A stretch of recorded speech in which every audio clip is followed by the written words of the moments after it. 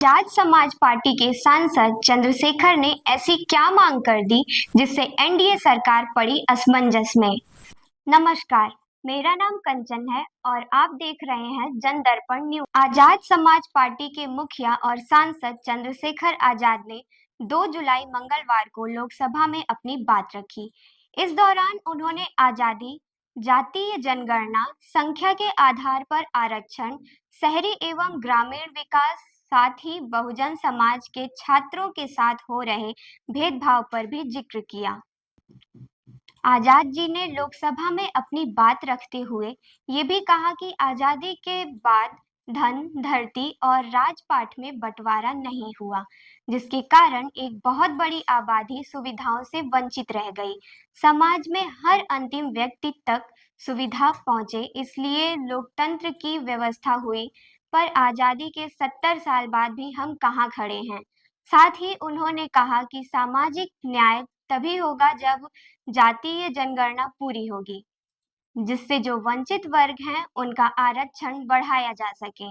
उन्होंने कहा, हमारी 70% आबादी गांव में रहती है, तो हमें गांव के विकास के बारे में भी सोचना होगा। चंद्रशेखर आजाद ने आगे कहा कि उच्च शैक्षणिक संस्थानों में बहुजन समाज के छात्रों के साथ भेदभाव होता है और हत्या भी हो रहा है। साथ ही सरकारी कर्मचारियों के साथ दफ्तरों में भी भेदभाव होता है, उस पर ध्यान देना चाहिए। आजाद जी ने ये भी कहा कि राष्ट्रपति के भाषण में एससी, एसटी, ओबीसी को आरक्षण देने का कोई जिक्र नहीं हुआ।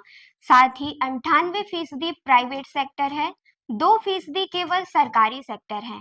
98% प्राइवेट सेक्टर में भी हिस्सेदारी की बात होनी चाहिए, जिससे एससी, एसटी, ओबीसी वंचित रह जाते हैं।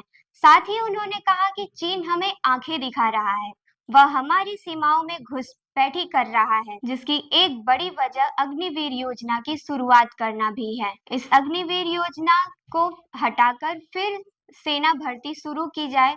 साथ ही उन्होंने पुरानी पेंशन को फिर से बहाल करने की मांग की, ताकि सरकारी कर्मचारियों जो देश की सेवा में लगे हुए हैं उनका भी सम्मान हो।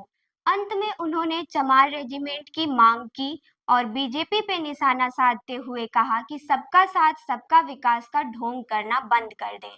ऐसी ही खबरों के लिए देखते रहिए जनदर्पण न्यूज। धन्यवाद।